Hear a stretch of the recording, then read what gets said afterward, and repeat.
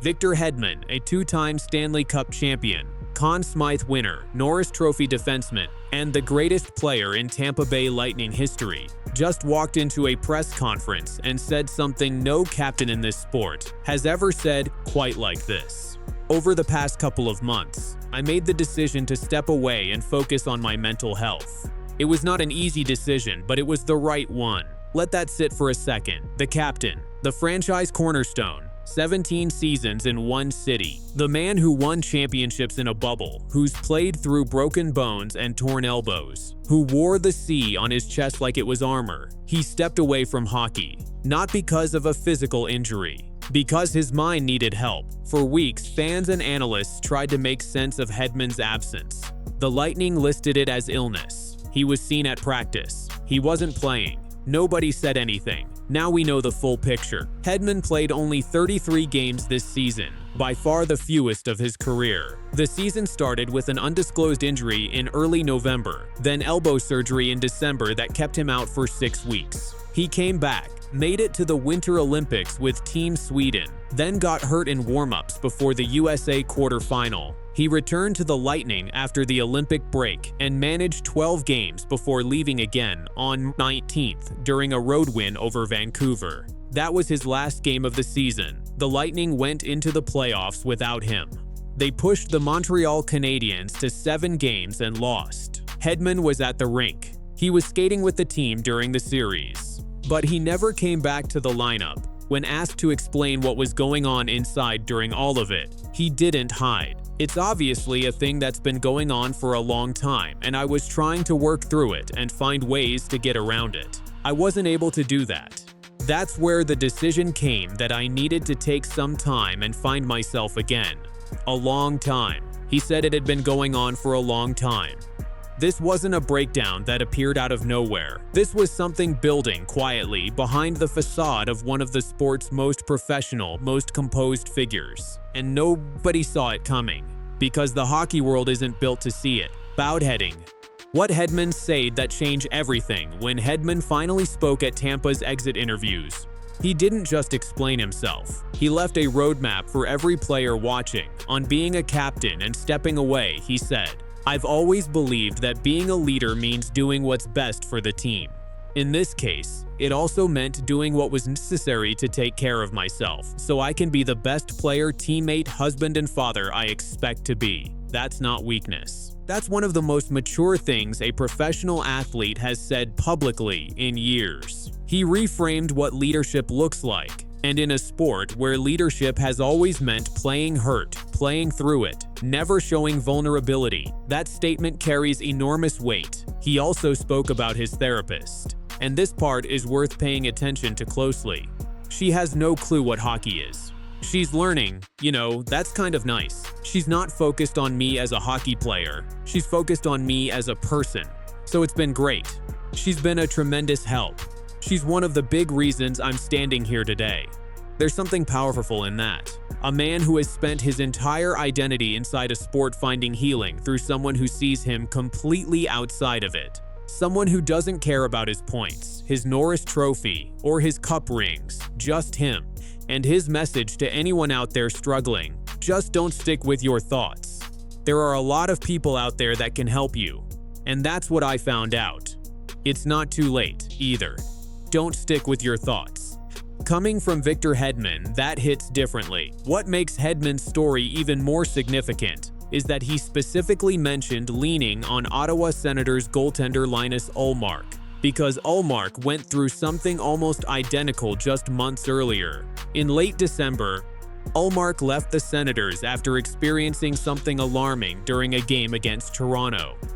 He described it this way: "I was having anxiety problems and panic in between the first and second period and leading into the first period." He pulled himself from that game, contacted the NHL's player assistance program the same night, and took a personal leave the next day. His exact words about that moment: "I said, I'm messed up. I need help." And together with the program, together with the organization, we set up a plan. When Ullmark finally sat down with media after his leave, he talked about what had been building inside him for a long time. Stress from being traded away from Boston, pressure performing at the highest level, things piling up both on and off the ice. A lot of the things that I had gone through or worried about hasn't really been dealt with in the right way. Things have been piling on, off the ice, on the ice, and you never know when the cup starts to overflow. The cup starts to overflow. That's the phrase that connects Ullmark's story to Hedman's. Two elite players, two different teams, same season, same breaking point. One in December, one in March, both wearing it silently for a long time before the weight became too much. And Hedman said Ullmark was one of the people he turned to. These two players who'd never been teammates found each other in the exact same struggle. That's not a coincidence. That's a pattern. Let's be honest about something. Hockey has a cultural problem when it comes to mental health, and it's not unique to the NHL. It runs from the minor leagues all the way to the top. The sport was built on a code. You play hurt. You don't complain. Pain is expected, weakness is not tolerated, and asking for help has historically been seen as something that could cost you your roster spot, your reputation, or your career. That code has never been written down anywhere, but every player who's ever laced up skates knows it exists. Research on elite hockey players has identified anxiety, depression, and burnout as common challenges, and points out that stigma, lack of mental health literacy, and negative past experiences with seeking help are the main reasons players stay silent. Hedman himself acknowledged this directly. This is something that exists in our game more than people see. The athletes who are suffering aren't suffering in public. They're performing at the highest level, traveling the world, making millions, and internally falling apart. Because the moment they show anything, the hockey world starts asking questions they're not ready to answer. Ullmark felt this too. He talked about what the rumors during his absence did to him emotionally. It takes one rumor to make you feel like everything that you work for and everything you just stand for is ruined. And that is really hard, and nothing that I wish upon anyone. So on top of the actual mental health struggle, these players have to manage the public narrative, the speculation, the social media noise, all while trying to get well. That's the additional burden that athletes carry in a way most people don't think about. The league has been making steps. The NHLPA launched its first-line mental health training program in 2024, and over 85 players have taken the training. The NHL's Hockey Talks initiative has been running since 2012. These are real efforts, but Hedman's story, happening in 2026 with a player of his stature, makes clear that programs and awareness nights aren't enough if the underlying culture hasn't shifted. Let's end on the part of this story that actually gives you reason to feel good. Victor Hedman is under contract through the 2028-29 season. He's 35 years old. He has 811 career points in 1,164 games, all for the same franchise. His general manager stood in front of media and said, "It was obviously a very difficult season for him, but I'm very proud of how he handled it all." His teammate Ryan McDonough, one of his closest friends on the team, said it simply. "He seems like he's his old self again and feeling better about himself. That's all we can ask for. His old self." That's what this whole thing was about. Not trophies, not points, not the captain's armband. Just finding himself again.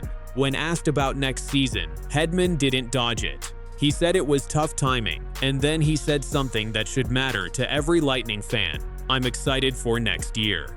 3 words. But from a man who spent months struggling to find himself, those 3 words carry everything. And for the league, the real measure of whether Hedman's moment creates lasting change is whether the next player who hits that breaking point feels like he can say something before the cup overflows. Whether the culture shifts enough that asking for help doesn't feel like career suicide. Whether more players look at what Hedman did and think, if he can do that, so can I. That's the standard Hedman set. Not with a goal or an assist. With honesty, Victor Hedman spent 17 seasons being everything this sport asks you to be. Tough, available, unbreakable. And then, when it mattered most, he chose to be something the sport rarely allows. Honest, Linus Ullmark did it too. And neither of them did it for headlines. They did it because they needed to. And because somewhere along the way, someone told them it was okay to ask for help. If this season proves anything, It's that the silent crisis in this league is real. The names attached to it this year just happen to be two of the best players on the planet. Imagine how many names we'll never hear.